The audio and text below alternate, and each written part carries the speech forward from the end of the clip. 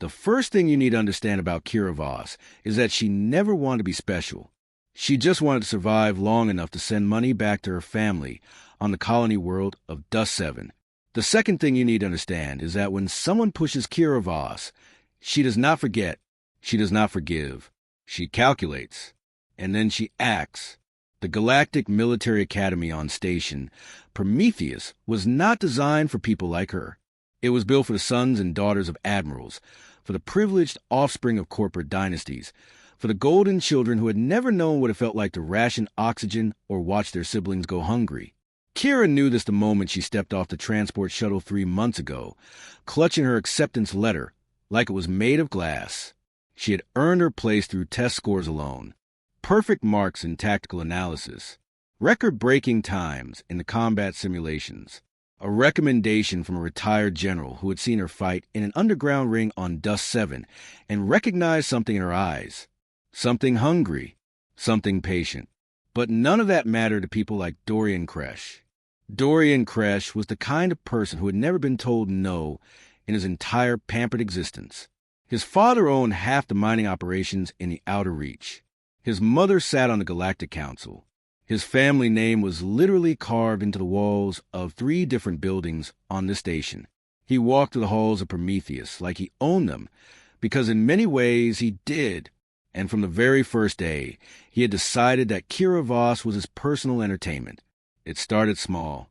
Comments about her accent, jokes about colony rats and gutter trash, her locker being mysteriously emptied, her assignments going missing from the system, little cuts, designed to bleed her out slowly, to make her quit so he would not have to share oxygen with someone so far beneath him. Kira absorbed it all. She smiled politely. She kept her head down. She studied harder. She trained longer. And every single night, she added another line to the list she kept hidden under her mattress. A list of every insult, every sabotage, every humiliation. Some people might call that obsessive. Kira called it preparation. Combat training day arrived on a Tuesday, which Kira always thought was a strange day for violence. The training hall was enormous, a cavernous space filled with holographic targets, weapons racks, and the infamous combat mats that had broken more cadets than any exam ever could. The mats were made of smart material that recorded every impact, every technique, every failure. They remembered everything. Just like Kira, Instructor Zahn stood at the center of the hall, her cybernetic eye gleaming as she surveyed the assembled cadets. She was a veteran of the Kepler campaign, missing an arm and half her face, but still more dangerous than anyone else in the room. The cadets respected her. The smart ones feared her. "Today we assess hand-to-hand combat proficiency," Zahn announced, her voice cutting through the nervous chatter. "Paired exercises. Full contact. The mats will score your performance. Any cadet who cannot demonstrate basic competency will be assigned remedial training for the remainder of the semester." A groan rippled through the crowd. Remedial training was brutal. For extra hours a day of getting beaten senseless by combat drones. Kira did not groan. She was too busy watching Dorian Kresh whisper something to his pack of followers, all of them glancing in her direction and laughing. She noted the way his hand moved, mimicking a shoving motion. She noted the way his friends nodded eagerly. "Interesting. Pair assignments are randomized by the system," Zahn continued. "When your name is called, report to your designated mat. Begin on my signal. And when I say end, anyone who continues after the whistle will spend the night in the brig. Are we clear?" "Yes, instructor." The cadets responded in unison. The names began to flash on the overhead display. Kira waited, her heart steady, her breathing controlled. She had learned long ago how to manage her body's responses to stress. Panic was a luxury she could not afford. Mat 7, Kira Voss, Dorian Kresh. For just a moment, the universe seemed to pause. Kira felt the eyes of the entire hall turn toward her. She heard the snickers from Dorian's friends. She saw the smirk spreading across his perfect, privileged face. Random assignment. Sure, because the system that Dorian's family had donated millions to upgrade would never be susceptible to a little creative manipulation. Kira walked to mat 7 without expression. Her boots made no sound on the floor. She had learned to move quietly in the mines of Dust 7, where noise attracted things you did not want to meet. Dorian was already waiting, bouncing on his heels like this was a game. He was bigger than her by at least 50 pounds, taller by nearly a head. He had been trained by private instructors since childhood. He had every advantage that money and genetics could provide. He thought this was going to be easy. Try not to cry too loud. Colony rat, he murmured as she stepped onto the mat. I would hate for everyone to see what happens when trash tries to play with its betters. Kira said nothing. She simply settled into her stance, weight balanced, hands loose at her sides. She let him see exactly what he expected to see. A scared girl from nowhere, about to be taught her place. Zahn's whistle pierced the air. Dorian moved fast. She would give him that. He came in with a straight punch aimed at her face, textbook technique, plenty of power behind it. It was a kind of blow that worked great against training dummies and sparring partners who were paid to let him win. Kira was neither of those things. She slipped the punch by a fraction of an inch, letting his fist whistle past her ear. She did not counter. Not yet. She wanted to see what he had. He had aggression. He had speed. He threw combinations that would have overwhelmed most opponents, driving forward with the confidence of someone who had never truly been hit. Kira retreated, circling, letting him chase her around the mat while she cataloged his patterns. Left jab, right cross, left hook, always in that order. He dropped his shoulder before the hook. He shifted his weight too far forward on the cross. He was fast, but he was predictable, and he was getting frustrated. Fight back, he snarled, swinging wild. What is wrong with you? Are all colony rats as pathetic? Kira continued to move, her expression blank. She could hear the murmurs from the watching cadets. Some were laughing. Some were uncomfortable. A few, she noticed, were watching with narrowed eyes, recognizing what she was doing even if Dorian could not. She was learning him. 3 minutes into the bout, Dorian's combinations became sloppier. He was breathing hard. Sweat dripped down his face. He had expected to end this quickly, to humiliate her and move on. Instead, he was chasing a ghost around the mat while the whole academy watched. Stand still and fight, he demanded. Kira smiled. It was not a nice smile. Make me. Something snapped behind his eyes. She saw it happen, the moment when frustration became rage, when the civilized veneer cracked and revealed the ugly thing underneath. His face twisted into a snarl. He rushed her, but he did not throw a punch. He did not attempt to grapple.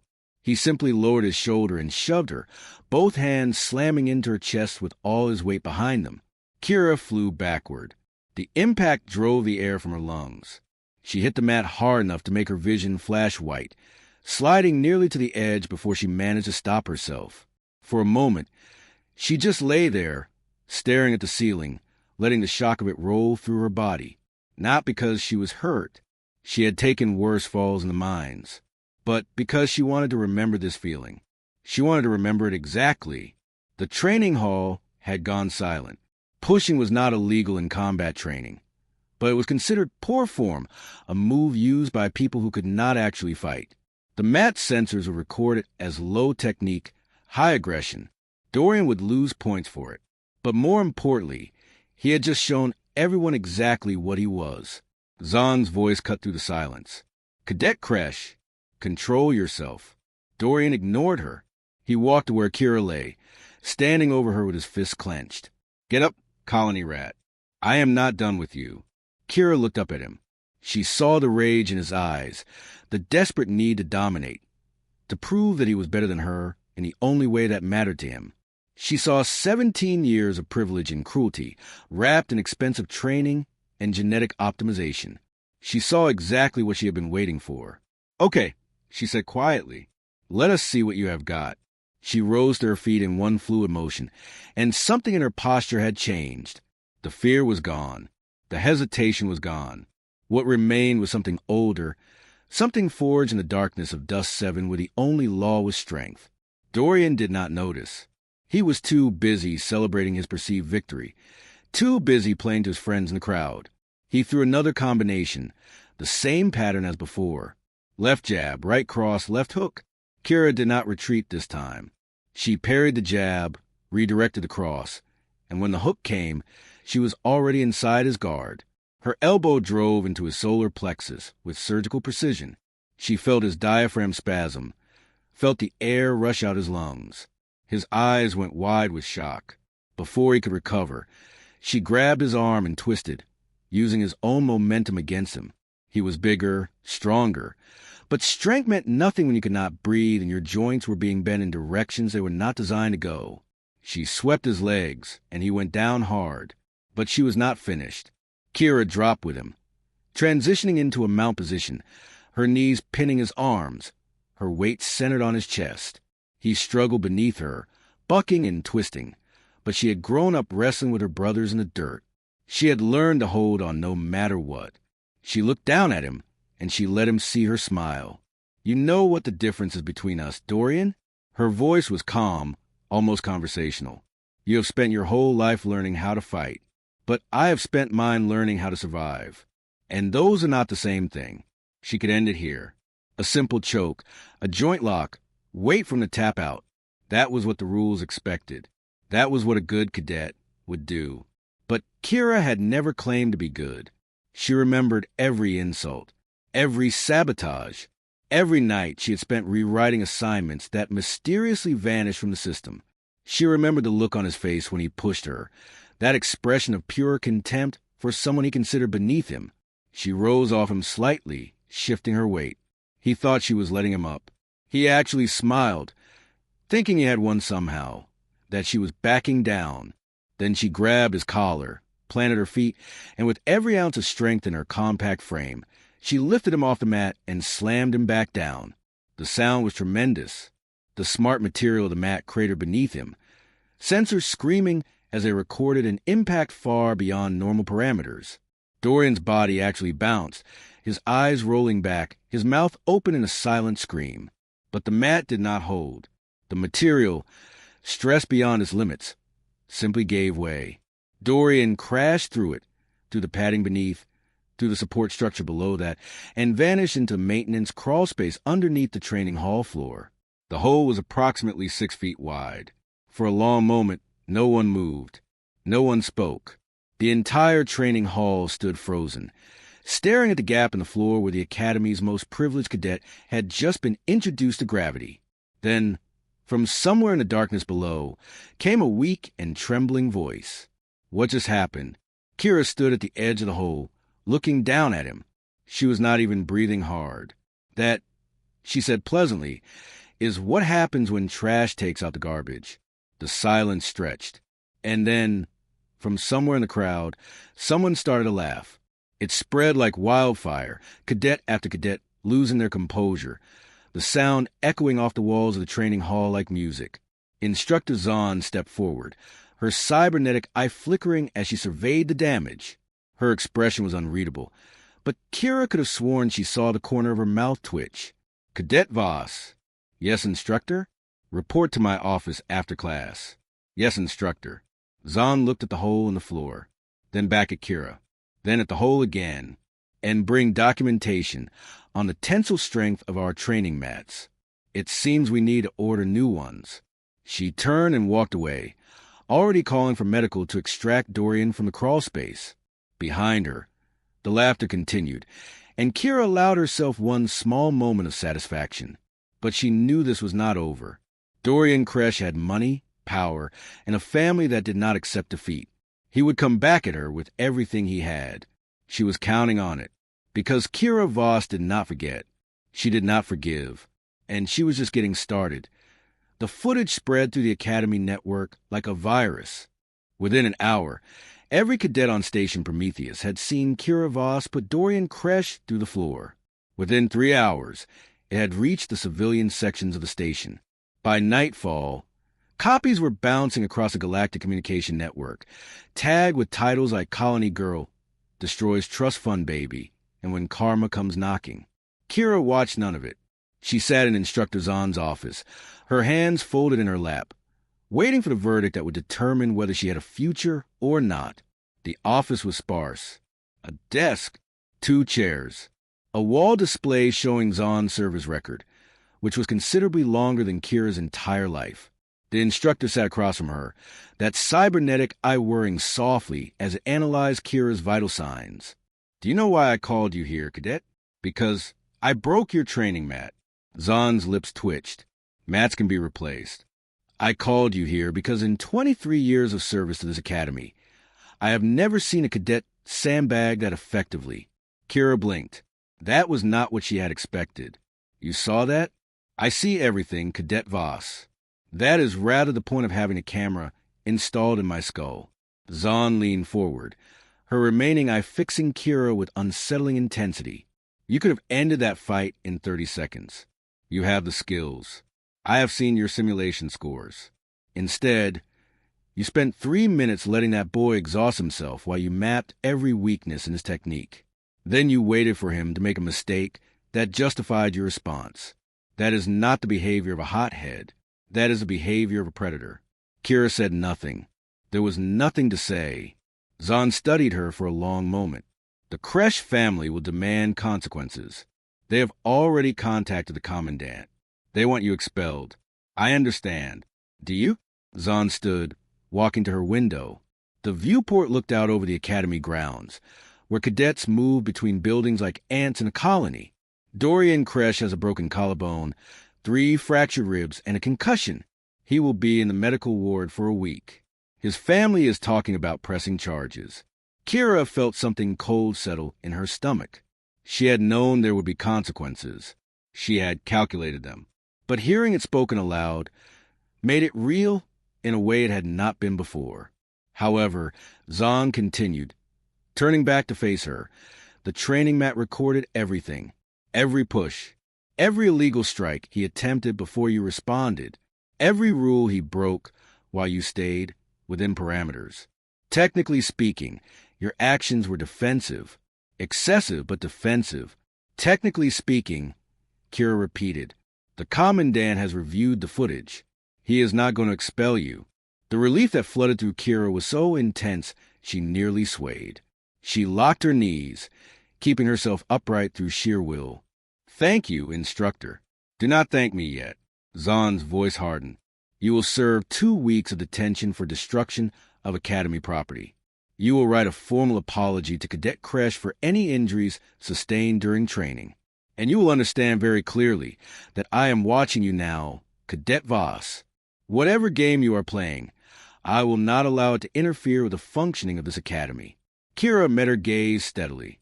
I am not playing games, instructor. I am just trying to graduate. Zahn held the stare for a long moment. Then, surprisingly, she smiled. It was small and cold, but it was there. Then graduate. But do it without putting any more of my cadets through the floor.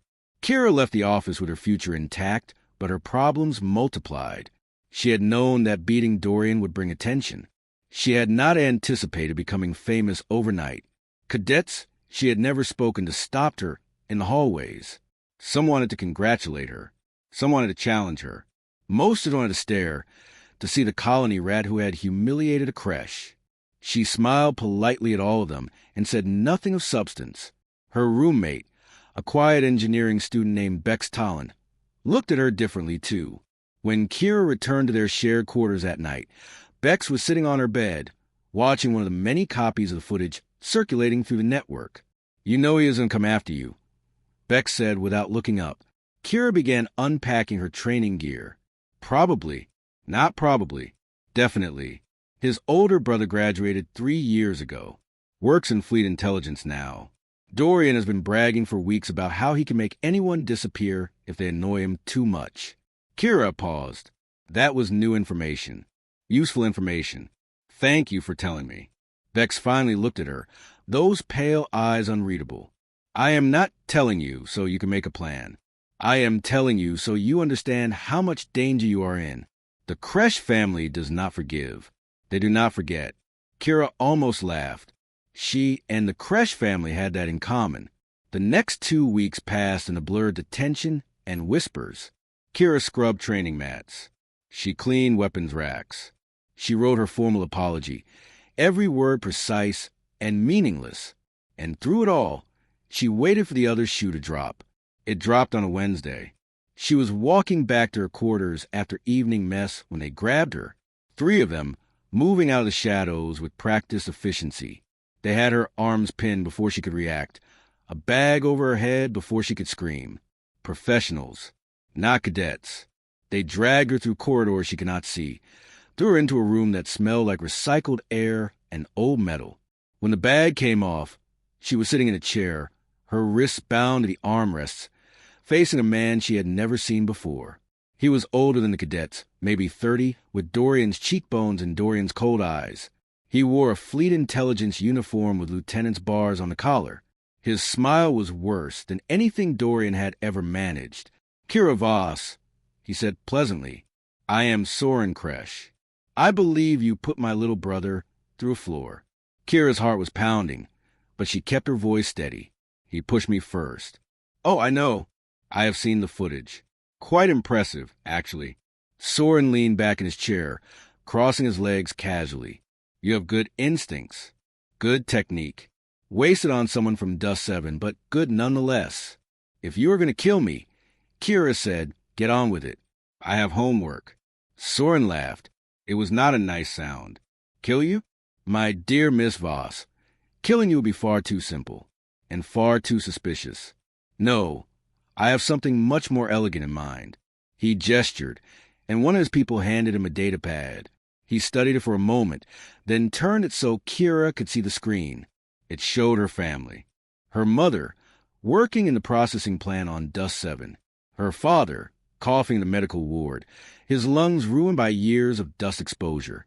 Her younger siblings, walking to the community school with patches on their clothes and hope in their eyes. Lovely family, Soren observed. Very photogenic. It would be a shame if something happened to them. The cold in Kira's stomach turned to ice. She pulled against her restraints, knowing it was useless but unable to stop herself. "You touch them, and I will tear the station apart with my bare hands." "No, you will not." Soren's voice was calm, almost gentle. "Because if you do anything at all to me or my brother, or anyone connected to my family, your people will suffer for it. Not quickly, not cleanly. They will simply have accidents, contracts canceled, medicine shipments delayed, the kind of slow, grinding misery that cannot be traced back to anyone but looks an awful lot like bad luck." He stood, smoothing his uniform. "This is how the universe works. Miss Voss, some people are born to rule. Some people are born to serve. And some people are born to be examples of what happens when you forget your place." He bent close, his breath warm on her face. "You will apologize to my brother. Publicly. You will admit that the fight was your fault.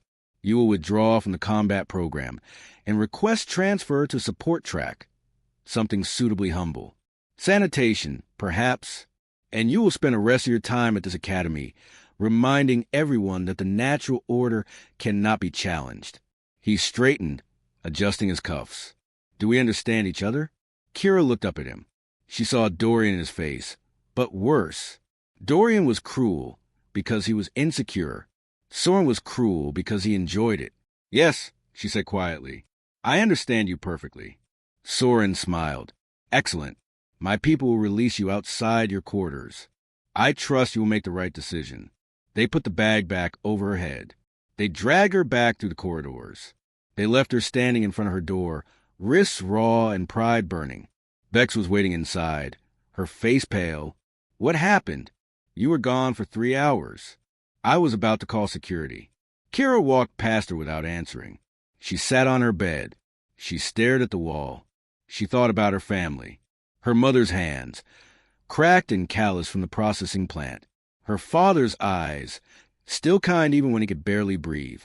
Her siblings, who sent her messages every week asking when she was coming home, when she was going to be a hero like in the stories. She thought about what Soren wanted her to do. Apologize. Bow. Accept her place in the natural order. She thought about it for a very long time, and then she started to plan. The public assembly was held 3 days later. The entire academy gathered in the main hall, cadets and instructors and administrators all watching as Kira Voss walked to the podium. Dorian Kresh sat in the front row, his arm in a sling, his face still bruised. smirking like he had already won. Soren Kresh stood in the back, arms crossed, waiting to see his victory completed. Kira reached the podium. She looked out at the sea of faces. She found Instructor Zahn in the crowd, that cybernetic eye fixed on her with unsettling focus. She found Bex, pale and worried. She found the cadets who had laughed when Dorian fell, the ones who had cheered for her in secret, the ones who had never had anyone fight for them before. She thought about fear. She thought about family.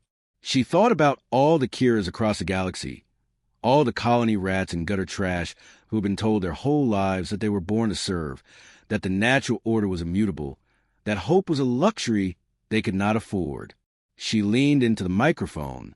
I am here today because I was asked to apologize. Dorian's smirk widened. I was asked to admit that the incident in combat training was my fault. I was asked to bow my head and accept my place. I was asked to be an example of what happens when you forget your station. Soren nodded slightly, satisfaction creeping into his expression. Kira paused. She took a breath. But here's the thing about examples. They work both ways. The smirks began to fade. Dorian Kresh pushed me because he thought I would not push back. He thought I would take it the way I had taken everything else. Because that is what people like me are supposed to do. We are supposed to accept our lot. We are supposed to be grateful for scraps. We are supposed to know our place. Her voice was rising now, filling the hall, reaching every corner. Well, I know my place. My place is right here. My place is earned through blood and sweat and sacrifice, not handed down through family names and corporate contracts. My place is where I put it, not where someone else decides it should be. She looked directly at Dorian. You push me, and I put you through the floor. That is cause and effect. That is physics. And if you or anyone else pushes me again, I will respond the same way. Not because I want to fight, but because some of us do not have the luxury of walking away. She turned to face the back of the hall, finding Soren's eyes in crowd. His expression had gone cold, his jaw tight with fury. Kira smiled at him. It was the same smile she had given Dorian on the mat. I know threats were made. I know there are people who think they can hurt my family, my home, everything I love. But I want those people to understand something very clearly. She leaned into the microphone. I grew up in the dark. I learned to fight in the pits of Dust 7, where the only rule was survive. I clawed my way out of nothing, through nothing with nothing. And I did not come all this way to bend my knee to anyone.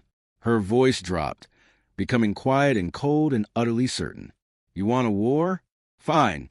But understand what you are starting. I am not the colony rat you think I am. I am the thing that colony rats tell stories about. The one who got out. The one who fought back. The one who did not break. She straightened, addressing the entire assembly once more. I am Kira Voss.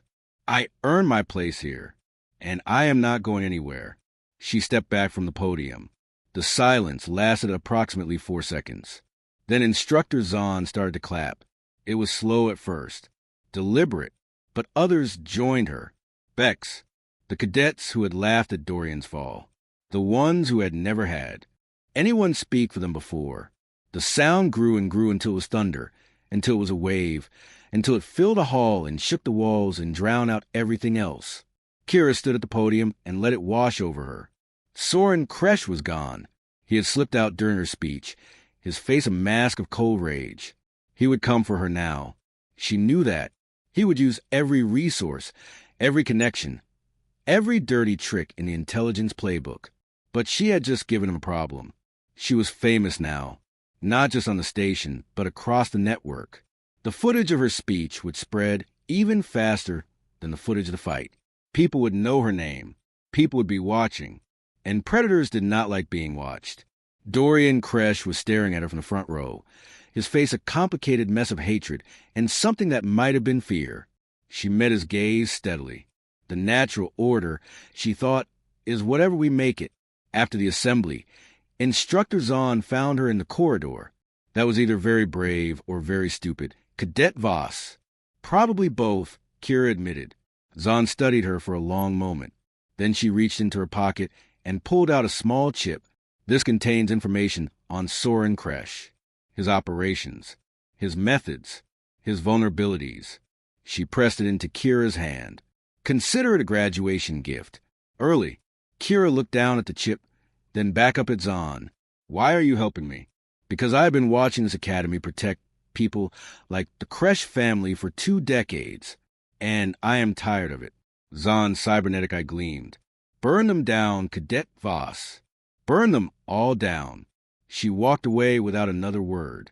Kira stood alone in the corridor, the chip warm in her palm, the sound of applause still echoing in her memory.